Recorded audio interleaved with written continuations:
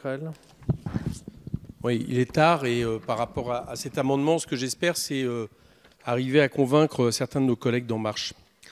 Il faudrait d'abord voir le contexte en France et en Europe. C'est que depuis maintenant quelques années, l'espérance de vie des personnes qui ne sont pas en bonne santé, et même l'espérance de vie tout court, est en train de reculer. Et on ne peut pas ne pas mettre ça en lien avec le fait que dans le même temps, vous commencez à faire en sorte qu'il y ait un recul de l'âge du départ à la retraite. Pour une raison, c'est que si les personnes vivaient plus vieilles, c'est aussi parce que justement la durée de travail dans le temps était en train de s'amenuiser et que ça a évidemment rapport avec la santé. Là, ce qu'on nous dit, c'est que quelque part, d'abord, on supprime le mot pénibilité du Code du travail. Alors j'espère que nous conviendrons tous que supprimer le mot pénibilité n'efface pas la réalité de la pénibilité. Pourquoi il y avait eu effectivement cette compensation qui avait été obtenue lors du précédent gouvernement pour quand même les personnes qui travaillaient durement par rapport à la question de l'âge du recul de l'âge de la retraite.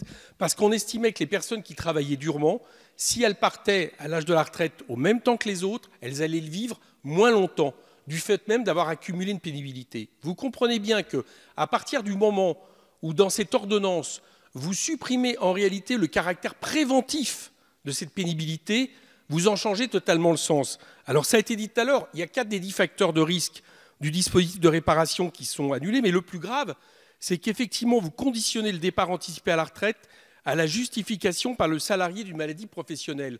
Mais chers collègues, quand il y a une maladie professionnelle, ce n'est plus un problème de départ à la retraite anticipé, c'est un problème de congé maladie sur longue durée. Parce que quand on a une maladie professionnelle déclarée, en plus de la gravité de celles qui sont liées au travail, cancer et autres, eh bien, il est évident que vous arrêtez de travailler. Donc, vous êtes dans une longue... En réalité, vous avez un congé longue maladie. Donc, ce que vous êtes en train de faire, c'est que vous supprimez le caractère préventif du départ à la retraite pour les métiers de pénibilité. C'est ça que vous faites et vous ne pouvez pas l'ignorer si vous votez. Quel est l'avis de la Commission, monsieur le rapporteur, sur ces amendements de suppression? Oui, la Commission a repoussé avec des avis défavorables. Je m'interrogeais sur ce que j'ai entendu. D'abord, le compte professionnel de prévention. Si je ne me trompe pas, il y a prévention dedans, non? Compte professionnel de prévention. Bon, pourtant, j'ai entendu affirmer qu'il n'y avait pas plus le mot prévention. Bon. Je rappelle que les 10 critères de risque professionnel ont été intégralement préservés dans le cadre du nouveau dispositif, mes chers collègues. La définition de ces critères, qui relevaient d'un décret, a même été relevée au niveau législatif, mais sans doute ne l'aviez-vous pas remarqué. Ou ne souhaitiez-vous pas le mentionner, peut-être. Il n'y a donc pas de changement du périmètre de prise en compte des facteurs de risque professionnel. De plus, les obligations de négocier sur la question de la prévention de ces facteurs de risque, pour les entreprises qui sont exposées à l'un ou à plusieurs d'ailleurs de ces critères, sont également maintenues et préservées. Mais ce n'a pas été évoqué.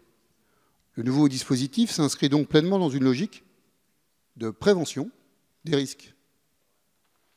S'agissant des 4 critères qui feront désormais l'objet d'une prise en compte spécifique au sein du dispositif de retraite anticipée pour incapacité, effectivement, on peut les reprendre, et c'est important. Manutention manuelle de charge, les postures pénibles, les vibrations mécaniques, les agents chimiques dangereux. Il s'agit de répondre à un principe de réalité.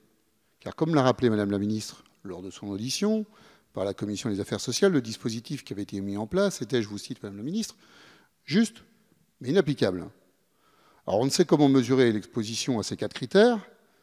Du coup, qu'est-ce qu'il fallait faire? Fallait-il continuer à imposer aux entreprises des obligations qu'elles ne pouvaient pas respecter ou les intégrer dans un nouveau dispositif qui permettra aux salariés concernés de bénéficier d'une retraite anticipée? Évidemment, on a répondu à ce sujet-là dans cette ordonnance. Ceci étant, puisque vous avez évoqué, chers collègues, avec une forme d'outrance tout de même dans vos propos, et moi j'aimerais bien qu'on prenne un petit peu de recul quand même ici. L'idée, c'est de débattre, de s'enrichir. Si on pouvait éviter les propos outranciers, ça serait quand même fort agréable. Ceci étant, chers collègues, Madame la Ministre complétera peut-être, s'agissant spécifiquement du risque chimique qui avait l'air de vous préoccuper tant que ça et qui vous a amené à tenir des propos qui, à mon avis, n'avaient pas lieu d'être. La question reste ouverte à ce stade car des évolutions pourront être nécessaires. Une mission a été confiée à M. Paul Frimat, Madame la Ministre le rappelait tout à l'heure, avec un contenu qui est détaillé, qu'on peut facilement retrouver d'ailleurs, je l'ai fait moi-même, tout à l'heure sur le net. Les premières conclusions sont attendues pour janvier 2018. On peut dire que le professeur Frimat sera effectivement rapidement sur son sujet et nous rendra rapidement des contenus. Conclusion, Monsieur le Président, pardon d'avoir été un petit peu long. L'option retenue par le gouvernement d'intégrer ces 4 critères dans le cadre du dispositif de retraite anticipée pour incapacité est à mon sens la bonne décision. Je suis opposé d'ailleurs à vos amendements, mes chers collègues, ainsi qu'à tous les amendements suivants, Monsieur le Président, pour lequel j'aurai donc la même réponse, visant à supprimer le compte de prévention et à rétablir le compte pénibilité. Madame la ministre. Avis que le rapporteur, Monsieur le Président. Je vous remercie.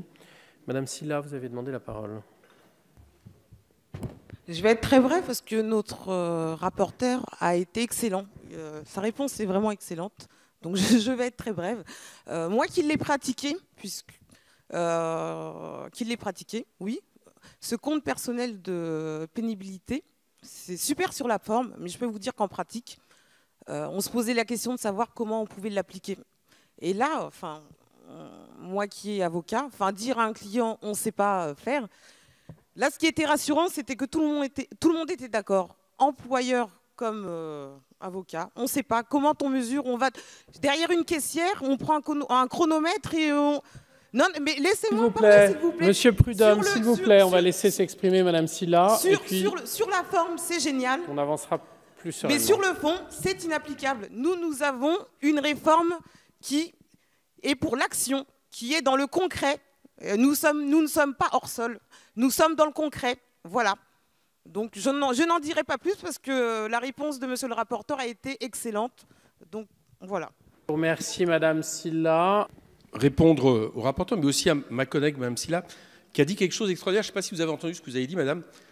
Vous avez dit on n'y arrivait pas, les employeurs et les avocats. Vous avez juste oublié un petit élément dans ce sujet, c'est les personnes pour qui on fait le compte de pénibilité. D'accord ? Et vous savez pourquoi vous avez oublié cet élément ? Je vais vous dire. Parce que je ne suis pas sûr que dans les bancs de l'Assemblée, je vais le dire très clairement, il y ait beaucoup de gens qui soient exposés à des substances chimiques dangereuses, au travail dans de postures difficiles, au port de charges lourdes, ou encore aux vibrations mécaniques. Non, je ne le crois pas, je ne le crois très sincèrement pas.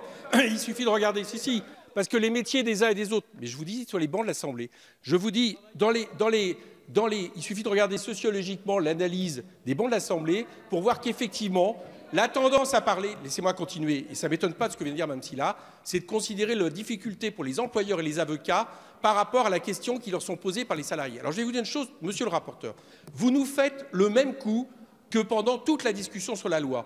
Pendant toute la discussion sur la loi, vous nous avez dit « mais il n'y a pas d'inversion des normes ». Monsieur Macron avait beau dire l'inverse, vous nous disiez « il n'y a pas d'inversion des normes, ça reste toujours le même ». Bon, on avait beau vous prouver que la loi était cette fois-ci suspendue à l'accord d'entreprise, il y a bien inversion des normes. Et là, maintenant, vous nous faites la même chose.